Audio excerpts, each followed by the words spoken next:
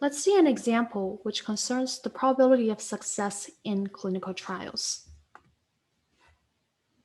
This example is based on a dataset collected by Priyan and colleagues in 1984. A total of 150 depression patients were randomized into 4 groups of treatments. Not going to try to pronounce the first two.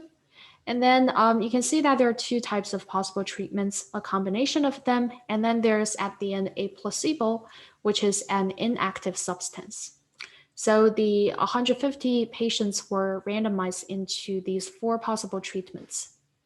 And after they received the treatments, they were followed up to see how many had a relapse, meaning how many had a returning depression symptom. And then the results were as follows. So we have the 4 groups of people, and the total number of participants, which is the sum of all of these, will sum up to 150. For each of the treatments, for example, the first one, maybe called imipramine, out of all of the 40 participants who were assigned to this group, 18 of them had a relapse following the treatment, and 22 of them did not have a relapse following the treatment. Based on this, so no relapse is the case of success, where the depression episodes did not return. And in this particular group, out of 40 participants, 55% were successful. So one of the things that people might be interested in is which of the treatments will result in the highest success probability, so the lowest probability of a relapse following the treatment. Well, that will involve computing what is the success probability in each of the groups. A Bayesian approach for doing this is to begin by incorporating the opinions of expert psychiatrists as prior information for the probability of success for each treatment. And let's take imipramine as an example. Let's let theta denote the probability of no relapse, or the probability of success, after a period of treatment with imipramine.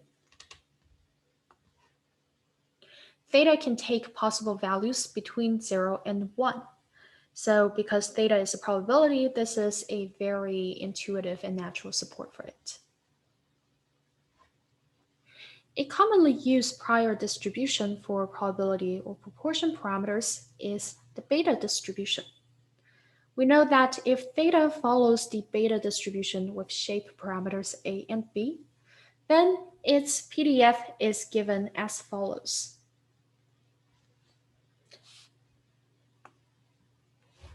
And here,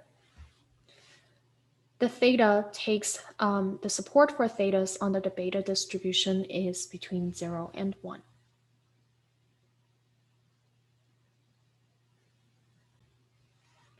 So the beta distribution has some interesting properties. So here are just a few notes that I included on the beta distribution in case you have forgotten about that since 410. First of all, for beta 8b, so if a random variable theta follows the beta distribution with a and b as the parameters, then the mean of the distribution is given by a divided by the sum of a and b. The mode of this distribution is a minus 1 divided by a plus b minus 2. And the variance is given by this formula over here. Another thing is that beta 1, 1, that is the case where a is equal to 1 and b is equal to 1, is equivalent to the uniform 0, 1 distribution. And in that case, each theta between 0 and 1 will be equally likely with probability 1. With density 1, sorry. The other thing is that depending on the values of a and b, the beta distribution with a and b as its parameters can take very different shapes. So this distributional family becomes really flexible if we want to model different kinds of distributions of the success probability. So let's see a few examples of possible A and B values. What I do first is to create a theta, which is the possible theta values, which is a sequence between 0 and 1. And let's use the d beta function in R to find out what is the corresponding density given different sets of possible A and B values. D1 computes the beta density for all theta values when it's the beta distribution with parameters A equals 1 and B equals 1. D2 computes the beta density when A is 2 and B is also 2. D3 is when A is 0.5 and so is B. D4 is the case where A is larger than B. So A is 4 and B is 2. And D5 is the two flipped, where A is equal to 2 and B is equal to 4. And here are the density plots of the 5 possible beta distributions with different AB parameters. The black curve is D1. That is our beta 1, 1, and you can see that it's essentially the uniform distribution. When A and B are equal and they are larger than 1, you can see that it takes this symmetric concave shape. And if the A's and B's are less than 1, then this is the corresponding density between 0 and 1, and it takes a convex shape that is also symmetric. When A and B are not equal, you can see that the beta density, our density for theta, is no longer symmetric. So the green curve here, this one, corresponds to the case where our A is less than B. So A is 2 and B is 4. And let's suppose that for the imipramine treatment, the doctors agree that the likely success rate of this treatment will be about 1/3. So that's their prior belief. Then we may choose the beta 2, 4 prior for theta in this case. So let's choose the green curve as the prior distribution of our theta. You can see that in this case, the mean of the distribution is 2 divided by 2 plus 4, which is exactly 1/3.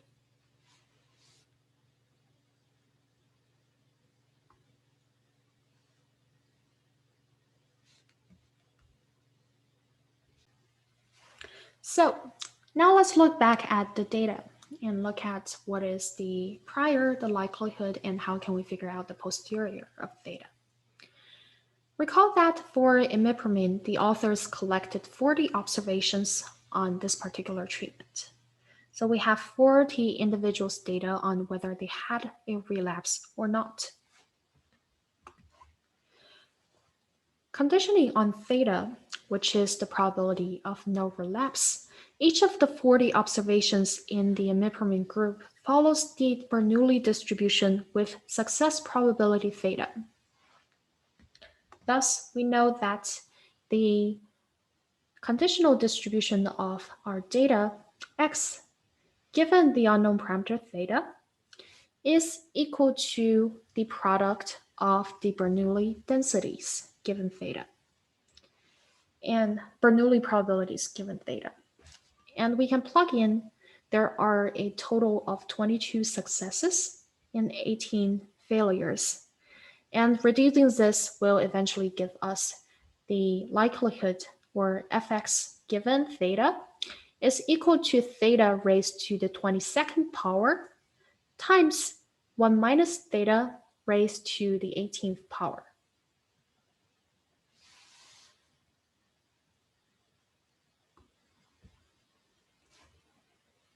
And this will allow us to figure out what is the posterior distribution of theta. Let's recall that we have set a prior of beta 2, 4. So we know that the prior density, which is the orange thing over here, is given by gamma 2 plus 4 divided by gamma 2 times gamma 4 times theta to the 2 minus 1 power times 1 minus theta to the 4 minus 1 power. So that's just plugging in 2 and 4 into the beta density. The blue part here is the likelihood, which is the conditional probability of the data given theta. And that's what we had on the last page. And you can see that this thing we can combine some terms. So we can combine the theta raised to the 22nd power with theta raised to the 2 minus 1 power. And similarly, we can combine this term and this term. This thing, so the ratio of gammas is going to be a constant that does not involve theta. So we know that this thing will be proportional to theta raised to the 24 minus 1 power times 1 minus theta raised to the 22 minus 1 power. And hopefully this thing looks familiar to you. If it doesn't, it should look kind of similar to the beta density over here. You can see that because the posterior density of theta given the data is going to be proportional to this implies that the posterior distribution of theta given the data is also a beta distribution. But instead of having a equals 2 and b equals 4, this time we have a equals 24 and b equals 22. This will allow us to find out what is the posterior mean of the distribution. And that's given by a divided by a plus b, and that's equal to approximately 0.52. So using the Bayesian framework, our resulting point estimate of the probability of success is approximately 52%.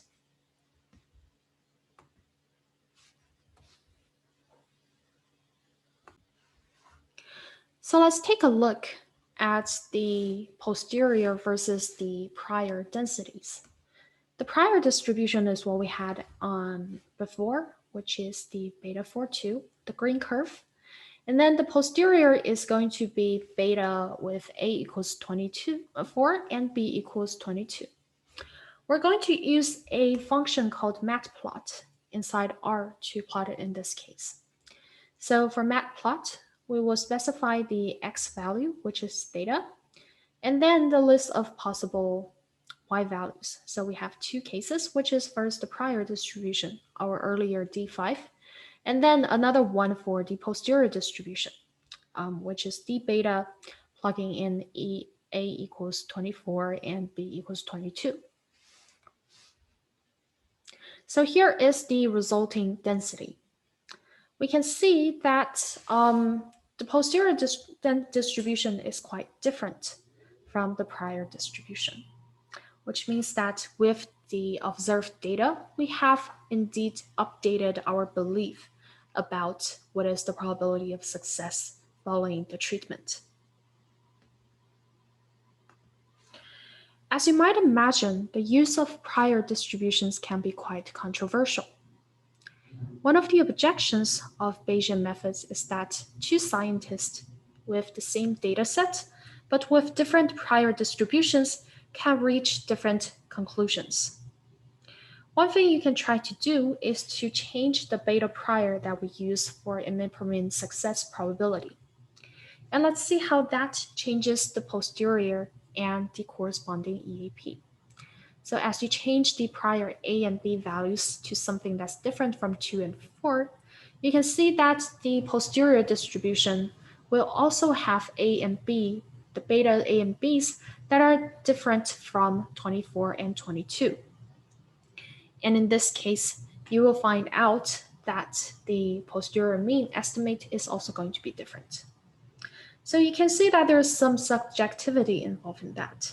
And some statisticians like that. Some statisticians believe that science can benefit from the use of experts' prior beliefs about theta in statistical analysis. And such statisticians adhere to the Bayesian philosophy of statistics. However, other statisticians may not believe that it is appropriate to think of theta as a random variable.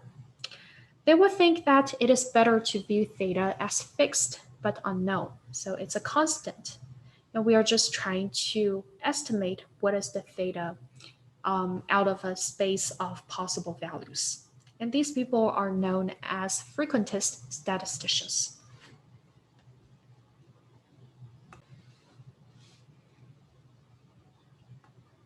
Okay, so from the earlier example on the success probability of the treatment, we have seen that when our observations x1 all the way up to xn, given theta follows the Bernoulli distribution with probability of success theta, then if we use a beta distribution as the prior distribution, we will get a posterior distribution of theta that is also beta distributed. Specifically, let's consider the general case where we use a theta prior of beta A and B. Then, in this case, the posterior distribution, theta, given x1 all the way up to xn, that's our observed data, will follow a beta distribution where the original A, so the first shape parameter, will be equal to A plus the number of successes, sum of the xi's. And then the second shape parameter will be equal to B in the priors, plus the sum of the number of failures,